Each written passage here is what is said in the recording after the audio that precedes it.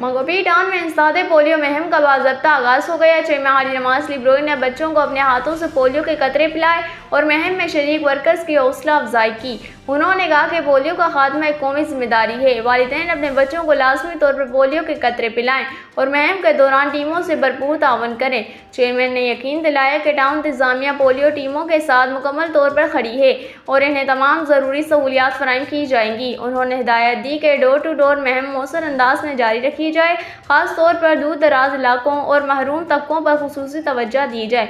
उन्होंने मज़ीद कहा कि कम्यूनिटी रहनुमाओं, असतीज़ा और उलमा को मुहिम में शामिल किया जाएगा ताकि आगाही का पैगाम हर घर तक पहुँच सके। आखिर में अवाम से अपील की कि किसी भी मसले या रहनुमाई की ज़रूरत की सूरत में फ़ौरी तौर पर मकामी पोलियो टीम या टाउन हाफिज़ से रब्ता करें।